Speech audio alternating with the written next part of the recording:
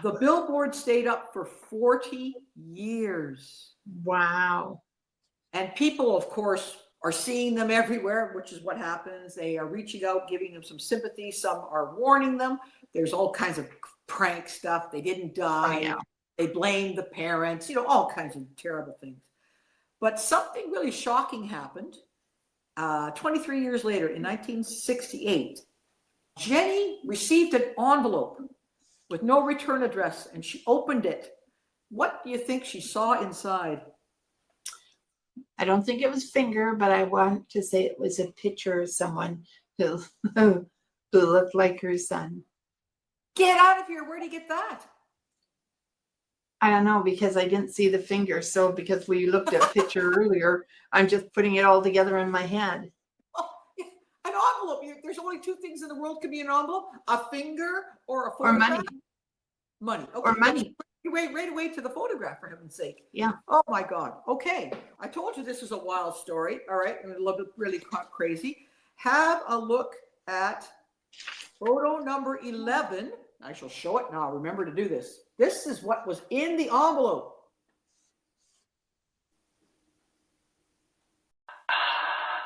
Welcome to Seeing Dead People, the slow burn storytelling podcast where our host, Nicola, challenges her psychic friend Darcy to communicate with the dead and unravel historical ghost stories, unsolved true crime mysteries, and all things paranormal. If you want to be spooked, amazed, and entertained, stick around for an astonishing, deep dive convo with the spirits on the other side. Hey, Darcy, how you doing this evening? I'm doing fine. How are you? I'm great. Thanks, Darcy. I'm excited to talk to you about this one. This is a corker, in my opinion, of an episode. And good news, all the photos that I was able to find are fair use, so I can show our audience. So that's great. I love that. I'm going to ask you, what do you think we're exploring tonight? Well, like I said, as soon as you said West Virginia, I thought of Mountain Mama. So this has to take us back to the 40s or something. And just because of the song. Well, you're right on that it is actually 1945, but the song wasn't that old. It was John Denver, like in the 80s. I know. But the idea of that always has reminded me that this is old country. Yep. Okay. And so it made me think 1940, and I did write down 1945 as we're talking. So I'll just show you as we're talking. I know it says Mountain Moon, but it's supposed to say Mountain Mama. Okay. I'm amazed as well. Just a minute, but this is about a family. I'm going to say we've got mom, dad, there's two there. And then let's add 3, maybe 4 kids to that pile, possibly give or take on the children. So how do you know that? Because I'm basing it on the year and the feel. And as you can see, my cat's helping me. Now she's sitting on the paper. Yeah, right in there. Thank you, Kat. The other reason is, given the time frame, maybe the housing wasn't as, there's not a religious aspect to this by any chance. Religion? Not really. But there's something there. I would say you're right, it's a family. I would say the family was religious, but okay. The family may have been religious, but whatever happened, and they're saying to them, so it must have happened to the whole family. Okay, I'm going to show you something. I'm looking at the picture my daughter painted. Okay. Can you see it? I can. You see the hair, the fire? I'm looking over there. It makes me think heat. So maybe it happened in the summer? No. Yeah. When I said that, I heard no too. So, but there's heat. That's why I thought it was religion. Maybe someone who's heated about the way they did something. I guess it will fall into place. But anyways, that's what I have so far. Okay. Oh, is the J connected to this? The J and the P? Well, we'll find out. We'll write those down. J and P. Okay. Okay. All right. I'm done. You've got a lot from nothing. I mean, you're already thinking it's a family. I know 1945, large families, because that was sort of the time frame. Okay, I get that. But the heat idea is very interesting. Your daughter's painting is cool. And I want you to look at photo number 1, and you'll see we're in West Virginia. You and I had spoken about West Virginia before we started to record, so I'd blown that. So we're in an area called Fayetteville, West Virginia, and sometimes you can notice amazing things from these flat green Google Maps. So do you see anything in this flat green Google map before we move on? Okay, now it could just because I have a cousin called Faye. Okay, so it makes me think of Grandma Simpson, who was German. I'm not sure their first, like, if they settled in this area or whether they're from German stock, or is that correct? German nationality. But okay. Obviously rural country. I want to say the white picket fence, but I don't think whatever this is has been solved. Is that correct? Correct. Okay. It's in the area where, okay, let me think of what I'm trying to, in my head. Detroit and Chicago is where they ran the line to move people out of the US. Okay, I don't believe they're African American, but there's fire associated to these people. So either, I don't know, I'm at a loss right now, but it just feels like, reminds me of my family, as in, and now I'm thinking of my mother-in-law and husband, tall wife, short husband. And so I don't know, like they got that woolly type pant on, the old fashioned dress with the apron on, hair back in a bun. That's what I'm seeing. I just love that. I can't really believe you can even get any of this stuff. Okay, I'm just going to tell you a few things. Okay, so we are in Fayetteville. We're going to be focusing on a rural road. As you said, we're talking about a farmhouse, picket fence. Inside this farmhouse were a lot of children. Oh, okay. A lot. 10 children. Oh my God. Okay, and 2 parents. The parents are called George and Jenny Sodder. So they're not German, though. They're Italian, which I think is kind of funny. Sodder doesn't sound Italian to me. But I'm going to nail you on what time of year it is. Think about it again. Okay, first of all, the J applies to Jenny, and when I do my George, they look the same. So we have them there. Okay. Yeah. Well, let's go this time of year. You know, this year now leading in, I don't know if it's Christmas, but it's leading, there's snow. This time of year they would have had snow, especially then. Okay. There's snow. Okay, well, it is Christmas Eve. Oh my God. And so it's, of course, every child's favorite night. For a large brood like this, their Christmas Eve would have been joyous and loud and very lively. The Second World War had ended. We're in 1945. We're in the town of Fayetteville has only got 1,500 souls, so a little tiny, hamlet in the middle of West Virginia. The Sodder boys, they had some boys, and they were in World War II, and they had come home safely. So everybody's celebrating. It's wonderful. Unfortunately, something happens to the usual December 24th celebrations to this family. Can you, before I'm going to ask you what happens, I'll let you see the parents and see how close you were to your description of them. If you look at photo number 2, you will see Jeannie and George Sodder. Now, it's a really lousy photo, I admit, and I accept that, but it's what I have. You were wrong about the height differences. Yeah. Tall man, smaller woman, but you nailed it with the flannel pants and the baggy clothes and the apron and the bun. Now, of course, that's the style, but still, I don't think that I would, of course, I wouldn't get any of this stuff, not being a psychic, but I don't know that I would have been as plain on it as you are. So you've nailed them right there. So can you tell us anything about Jean and George? Well, obviously, just looking at them, hard workers, religion. So they obviously must believe in religion if they have 10 children. And I would say probably stern, but given the time frame, I would expect that. And yeah, I would. I'm not feeling that loving connection. Can you hear Elvis Presley singing Loving Connection, that song? And I'm thinking, yeah, no, I don't feel it either.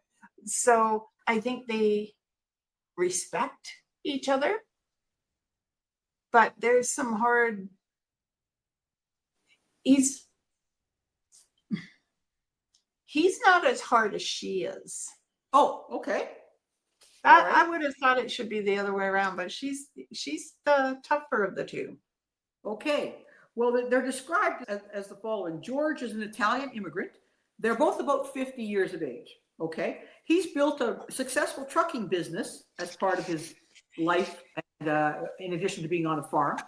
That he is a blunt man. He's considered fearless and bows to no one. And that seems to be perhaps a problem in that he's avoids being involved in anything to do with the growing influence of the Italian mafia. They seem to be quietly moving into the area. George wants nothing to do with them, bows to no one. Jeannie is the heartbeat typically of the family. She's calm, she's loving, but she's fierce. They fill the house, the kids, there are 10 kids, and the pair fill the house with noise, and there's music from the radio. Lots of conversations and dinners. The brothers are teasing one another. Kids are running around outside. It's December 24th. They're having a great time. A safe home, they think. So it's now into Christmas Day, okay? 12:30 a.m. We're in the nighttime. Yes, it's snowing outside. It is Christmas Day, and everybody is happily asleep, with the old sugar plums dancing in their heads. What happens? Okay, so I'm asking Spirit right now, is this a fire? Okay, and when I say that, I'm talking like the Christmas light, something like that, faulty wiring. Yep. And okay, so that's how I'm asking it, faulty wiring. And I get a no. Okay, so then is it a fire? Because that time of year I could see it happening. Okay. Just here, this is just logical conclusion. I don't know, you can hear my cat screaming. She can't find me and she's right there.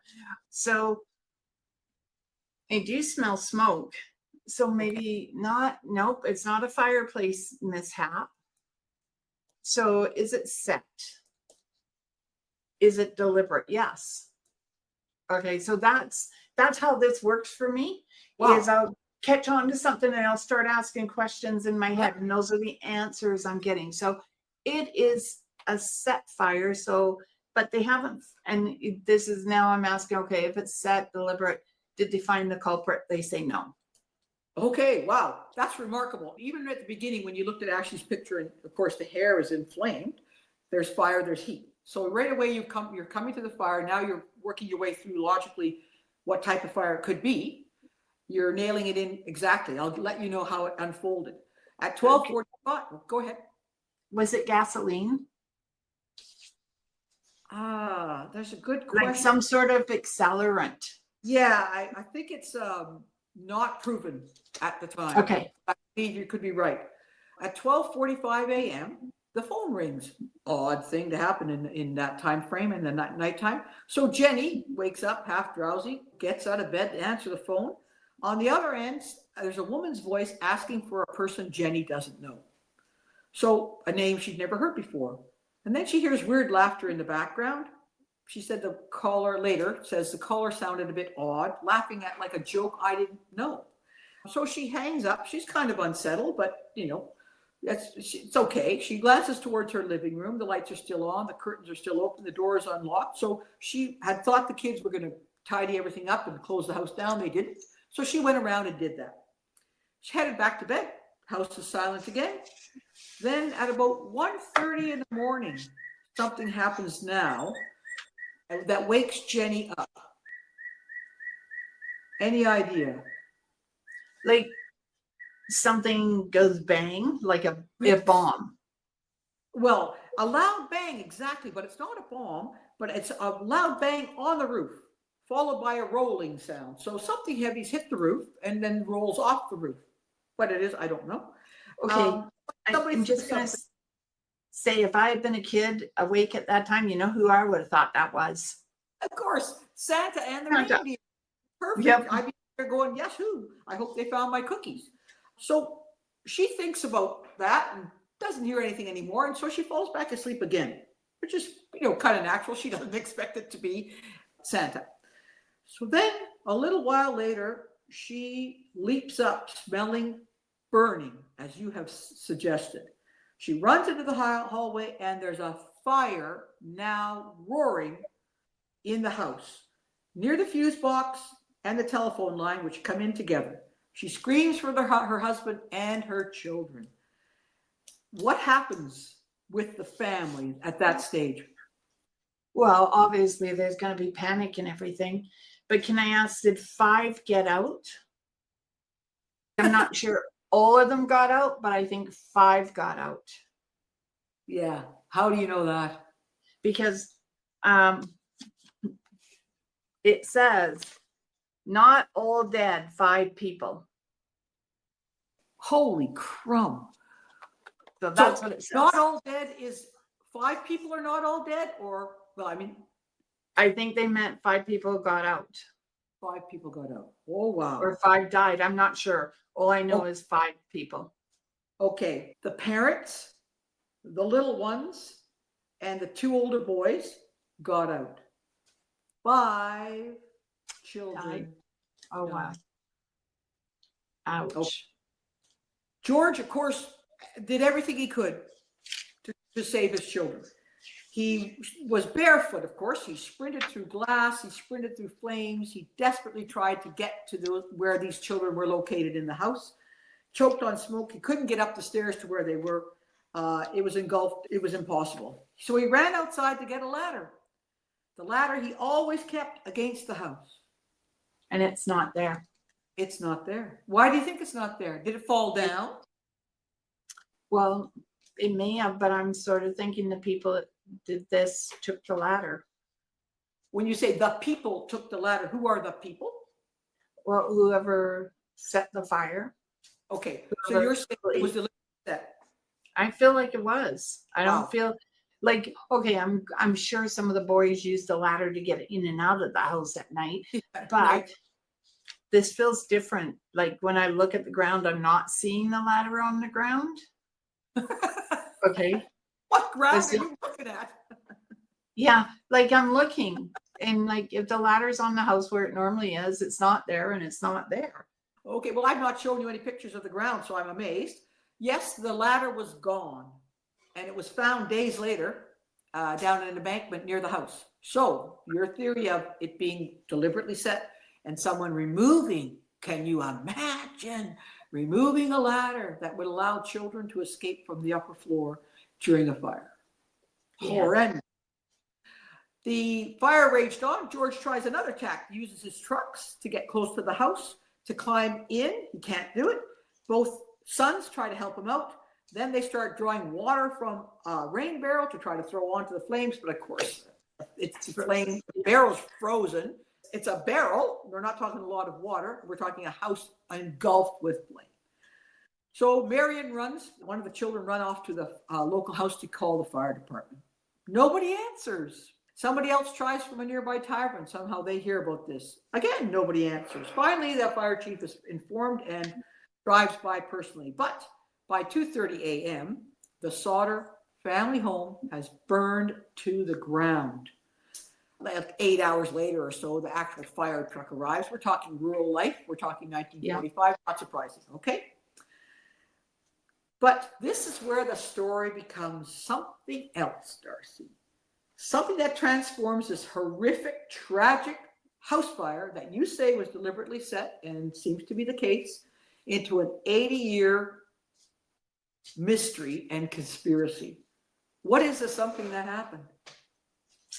Either they got a mysterious note saying that this fire was set, or you mentioned mafia earlier, like the mafia stepped up to help them.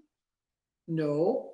Okay, so my guess then would be, okay, if it's not the mafia, then they got a note.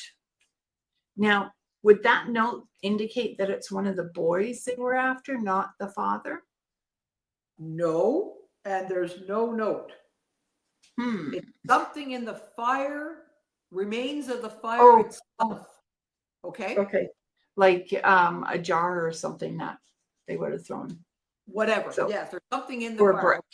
Or All there's right. something even more confusing and perplexing. There's something not in the remains of the fire. Not there. Not. Well, the people that got out, then that.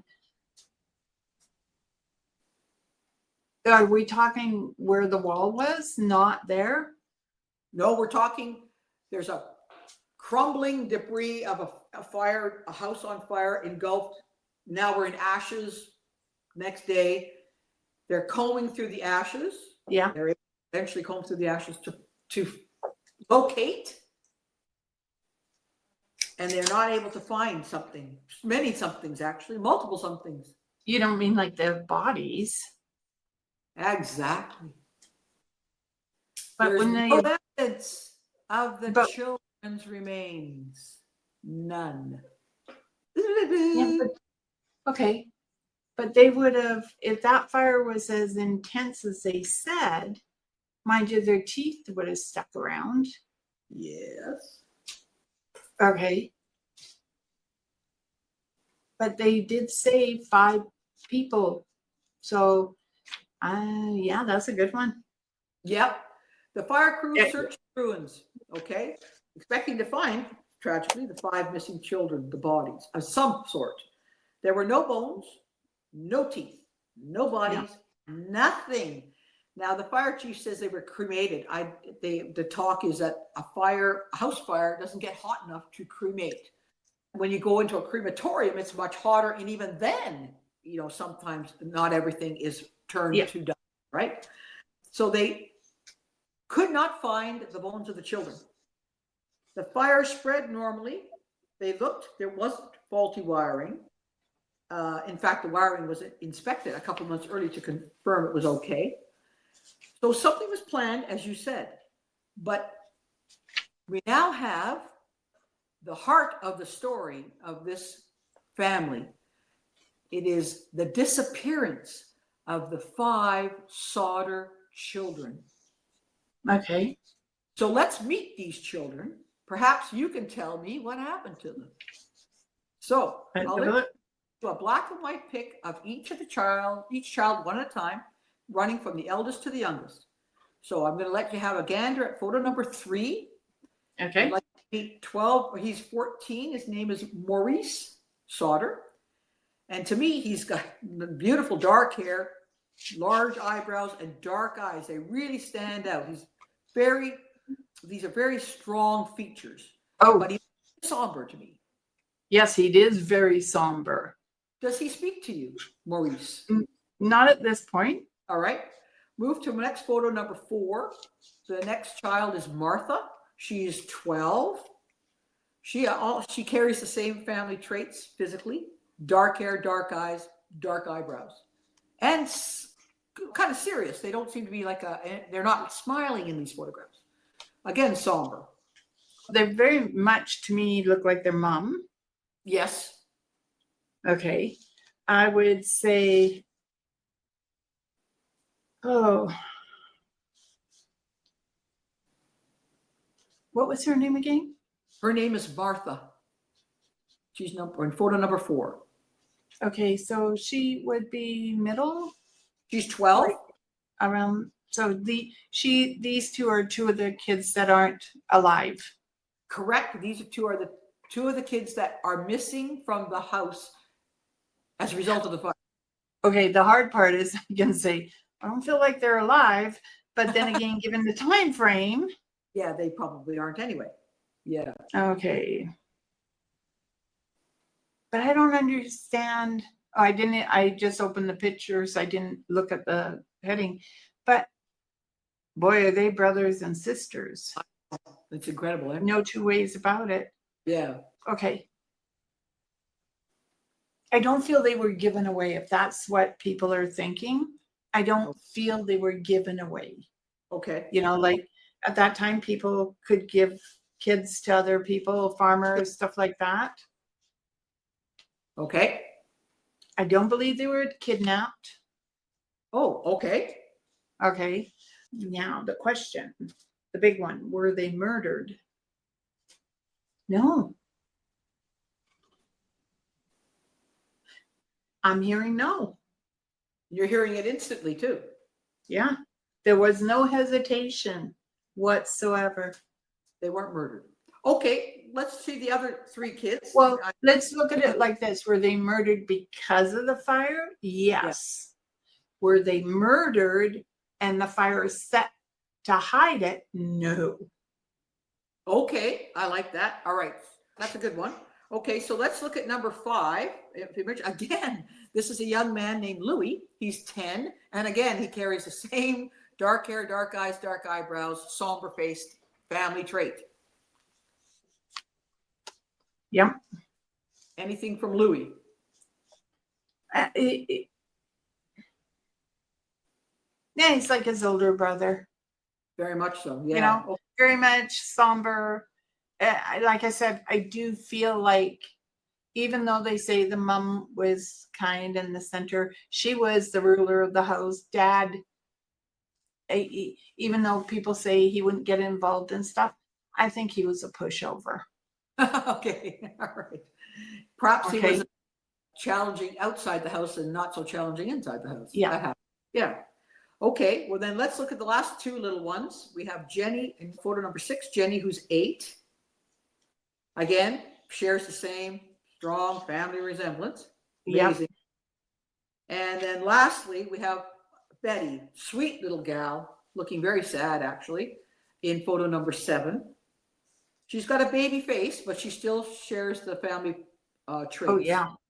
Strangely enough, her eyebrows are not nearly thick as everyone else's, but they are family. They are Jenny. Yep. Jenny strikes me as though she might keep a few secrets. Okay. You know, like maybe there's things she knows that she's not telling, but I don't look at the kids and feel like I've got abuse, you know, like any kind of abuse. I mean, the usual then spare the rod, spoil the child. Yes. Was that theory then? Sure. But these kids look like if they'd had where they'd be those wholesome kids next door willing to help you, that type of thing. Yeah, I agree with the sadness with the Betty. She does look sad, maybe because she's not quite the youngest. So it's almost like these guys are raising each other. Probably, yes. Well, have a look at photo number 8. You'll see them all together. Maybe that will give you a little bit more information, maybe not. So this is the group of 5 children who disappeared. This is what is thought at the time now. They disappeared during this fire. You say it was deliberately set, and that seems to be what ends up being the result.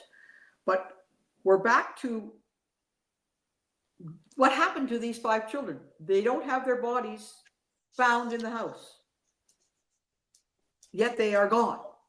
Yeah, I feel like they were in the house. Okay. Wow. I am not feeling these kids were outside of the house. I feel, and it's interesting because when I'm looking at them, they're all flat. Normally, if there's something that someone really is hiding, they'll stand out.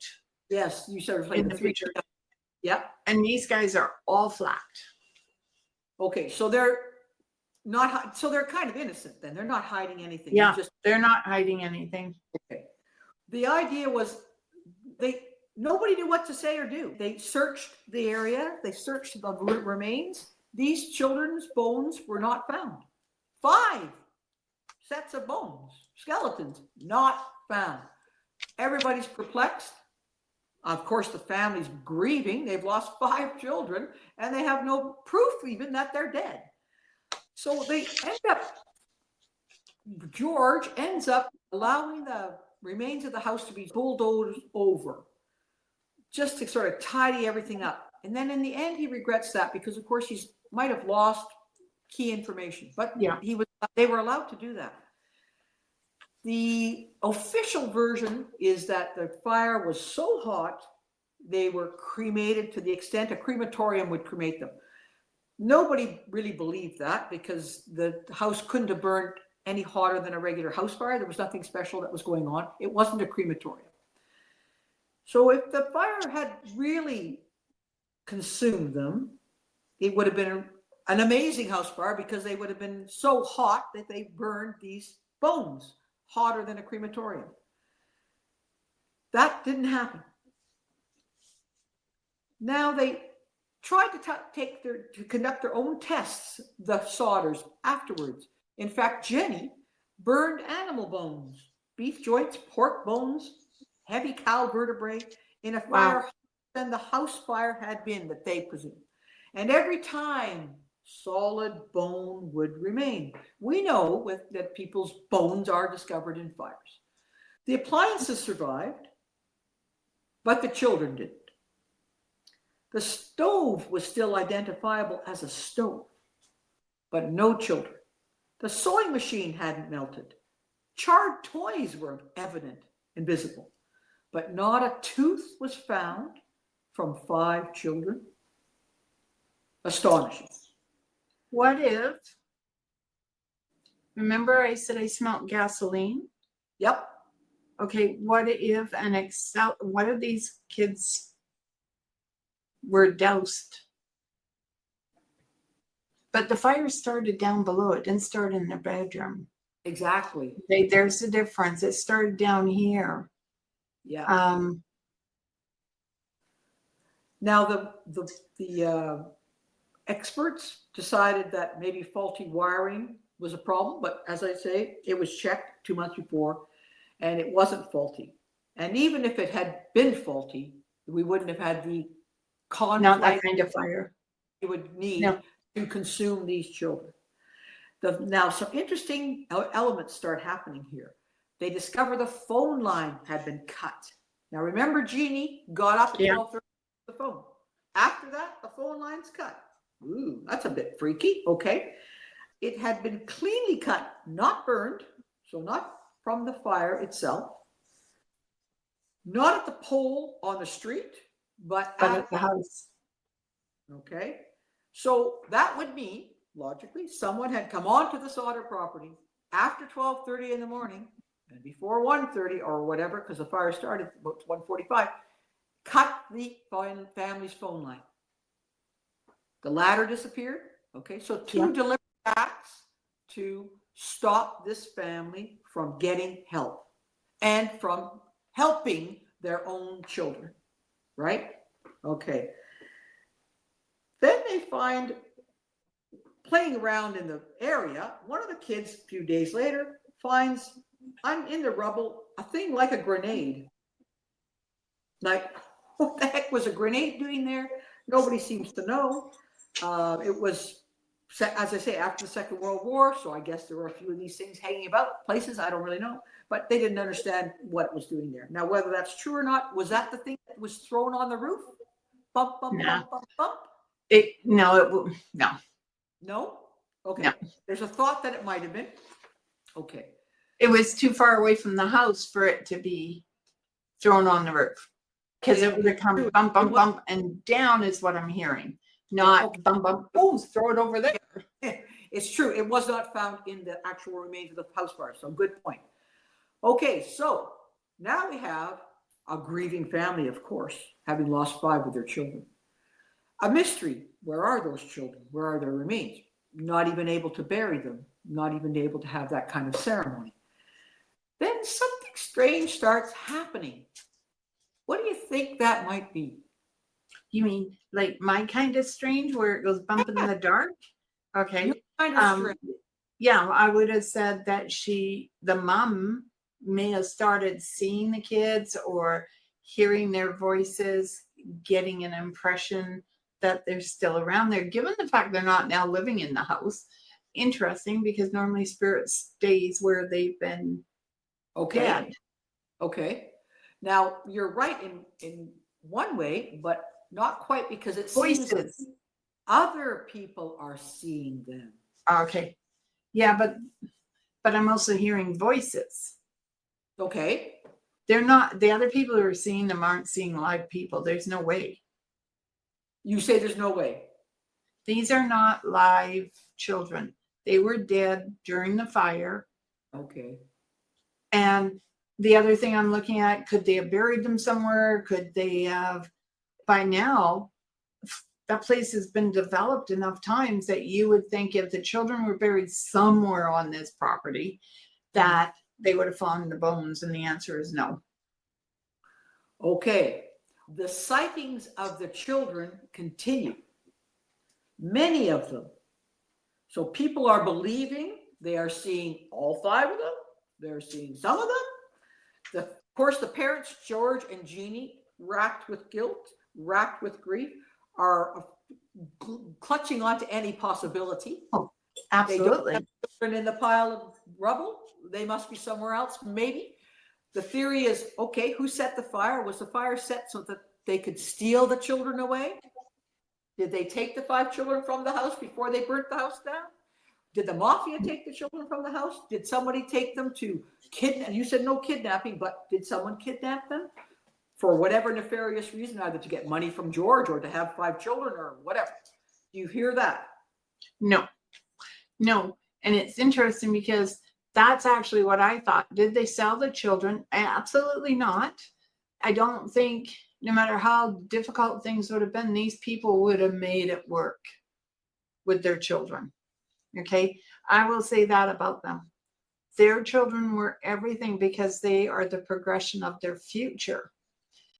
And you look at the boys at 14, yeah, maybe there's no way they would have had to knock those children out. And trying to carry children down on your back would be next to impossible. Yeah. I agree with you that it sounds ludicrous and over the top, but have a look at photo number 9. 9? 9. Okay. Yeah. Okay. And you The will one see, that wanted? yeah, you will see the family believes these children have been kidnapped or they are missing. They believe they are alive and missing. And you will see in photo number 9, and I think I probably not been giving my photos Yeah, up there. that's good. So I apologize if I've not been showing them, but these are the 5 children that may have died but disappeared. And I've been so engrossed I haven't been putting these up. There are the 5 kids. Yeah. And the parents think that they are alive and missing, and they've given a reward. Okay, $5,000 in 1945, and they up it later. That's a lot. That's a lot of money for that time frame. Yeah, so they are convinced that these children are still alive. Now, there's some talk that George, because he was anti-mafia, made some enemies. There's no proof of that. No. What enemy would kidnap 5 kids? What a hassle. Good grief, who would do that? How do you kidnap a 14-year-old young boy and nobody know it while you're kidnapping a 12 and a 10 and a 6 and an 8-year-old child? It seems ludicrous, but it's believed by the parents, and that's the saddest thing, I think. And if you look at photo number 10, you'll see they continue to try and find these children, asking for answers. Yeah. You know what? I want to step back for 1 second because you said something that I overlooked until when you said, were they kidnapped? And I keep hearing say no, but Mom went down, the doors weren't locked. Correct, that's right. What if that bang was someone taking the kids out? That would be an easier route to get them out the door. Okay. And if they were eating or drinking anything, who knows what was in it? And I'm doing this and I hear someone saying to me, no. Okay. So it was worth a shot to try that. Okay. Yeah, you got to explore these things. Okay, but the family's putting billboards up now. Billboards, spending money. And the billboard is saying, what was their fate? Kidnapped, murdered, or are they still alive? Where are our children? Like, it's funny that they have the "Are they still alive?" Because strangely enough, I was saying no, but when I hear the "Are they still alive?" my heart aches. So it makes me wonder if this is the family really hoping that they're still alive, even now, because then they carry on the heritage, right? Yes. The billboard stayed up for 40 years. Wow. And people, of course, are seeing them everywhere, which is what happens. They are reaching out, giving them some sympathy. Some are warning them. There's all kinds of prank stuff. They didn't die. Oh, yeah. They blame the parents, all kinds of terrible things. But something really shocking happened 23 years later in 1968. Jenny received an envelope with no return address, and she opened it. What do you think she saw inside? I don't think it was finger, but I want to say it was a picture of someone who who looked like her son. Get out of here. Where do you get that? I don't know, because I didn't see the finger. So because we looked at a picture earlier, I'm just putting it all together in my head. Oh, an envelope. There's only two things in the world can be an envelope: a finger or a Or photograph. money. Money. Okay, Or money. Right away to the photograph, for heaven's sake. Yeah. Oh my God. Okay. I told you this is a wild story. All right. And a little bit really crazy. Have a look at photo number 11. I shall show it now. Remember to do this. This is what was in the envelope. Well, he does look like one of theirs, but his eyes are wrong. The photograph has on the back of it, Louis Sodder, I love you, brother Frankie, whatever that means, and some numbers. No one ever could translate the numbers or what this message meant. But Louis was the 9-year-old. Yeah. Okay, that disappeared. All right. So he would have been just this young man's age if he were still alive. But I'll put them two together for you. I looked at them, and you're a better assessor than I am. No, Hang on. the person we need to look at these photos to tell us if they're related or the same would be Ashley. Okay, well, we don't have Ashley, but look at the mouth to me. Yeah. Yeah, the mouth is wrong. Look at the eyes, they're wrong. Yeah. Because The ears are wrong. And the ears, I guess I've had his ears pinned back. That's what I figured. But the turned down mouth, you can't change a turned down mouth. No. And the young man with the photograph, the new one, the older man, has a straight across mouth. It's not turned down. But he does have a striking resemblance, doesn't he? Oh, yeah, there's definitely a resemblance to them. And the other thing, I wished I could see, what's his hairline look like? I don't know. I don't have the photo. I don't have anything. Number 11. Okay. 11 he just has hair. He's hard to see in the darkness. Yeah. No, I don't think it's him. So, of course, what are you going to do if you're the parents? I'm going to believe. I'm going to believe. Exactly. They've already hired private detectives all around, but they hire another private detective to track down the photograph's origin. No return address on the envelope. He takes the case, travels all over the place, ends up going to Kentucky, where it had been postmarked. And then, this is whether you believe this or not, I don't know. He disappears. The photograph was never proven, and the detective never contacts the family again. So what it was, somebody, I think,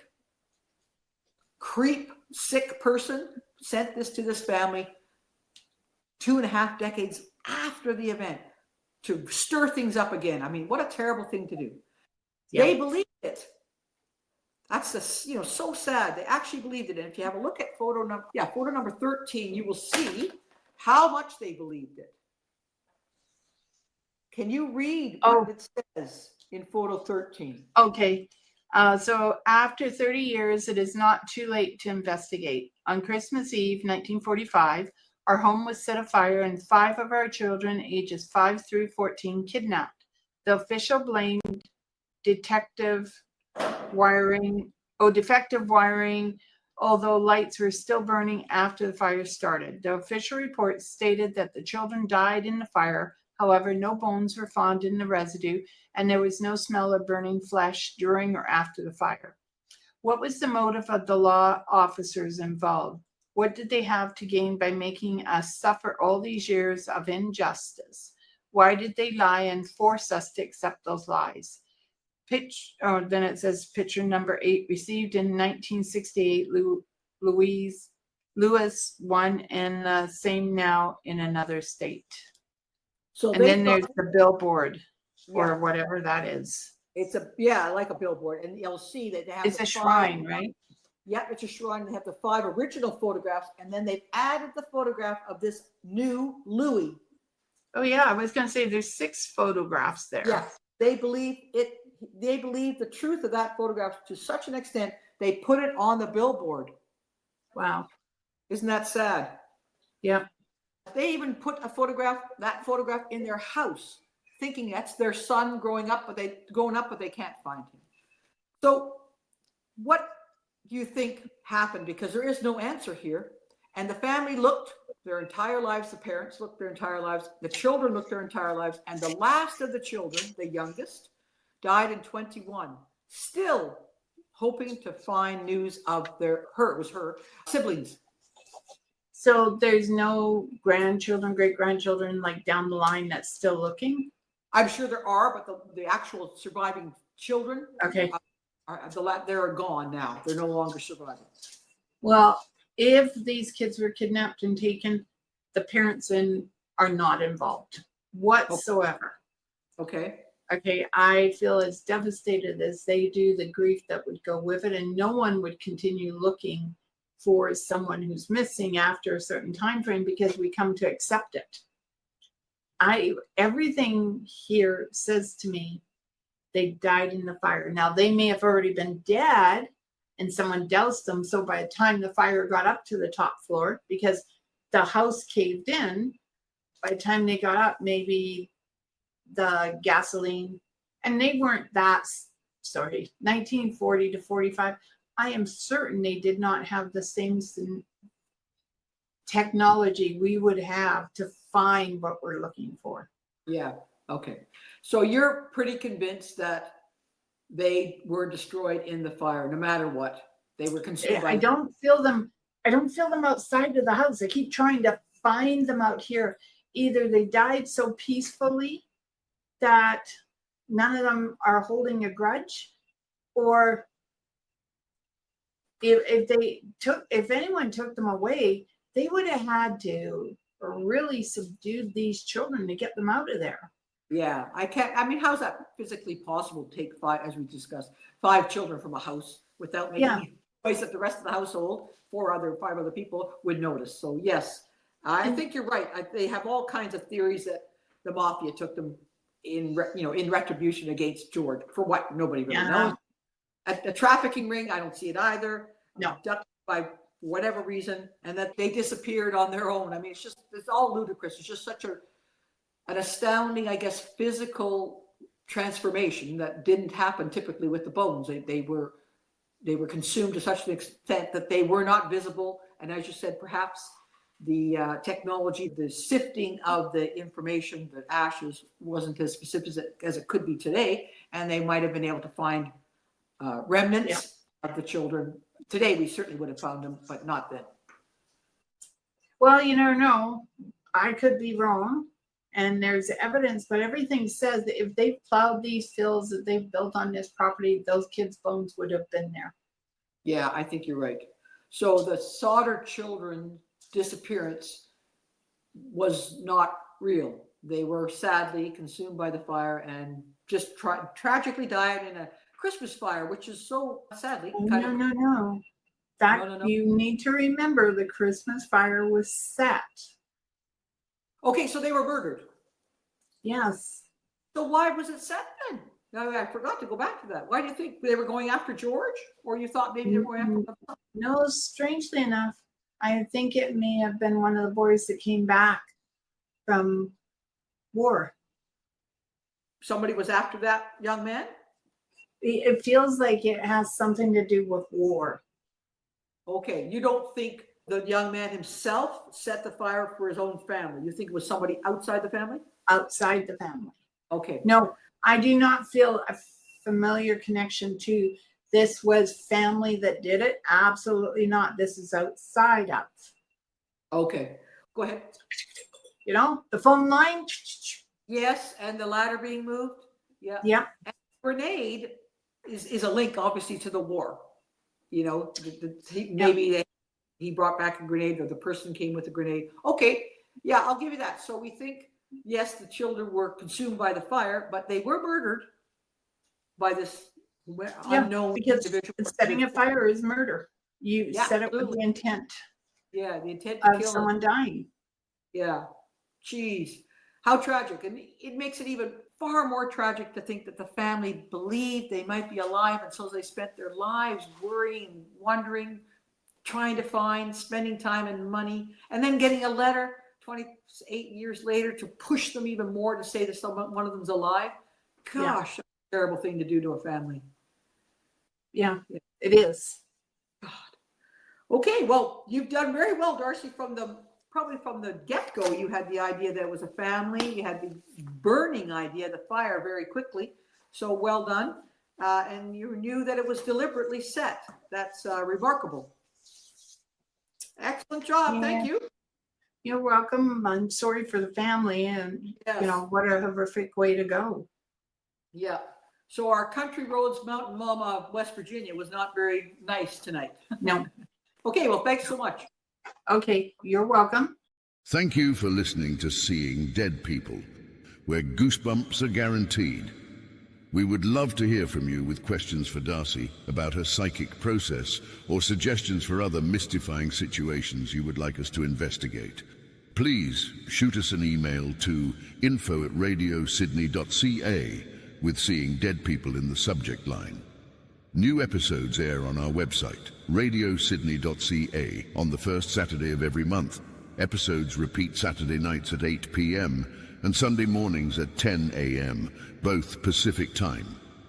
All episodes are available as downloadable podcasts at our website or on our YouTube channel, Nicola Furlong Mysteries. I'm Dorian Mortis, weirdly keen on seeing dead people. This has been a presentation of Radio Sydney.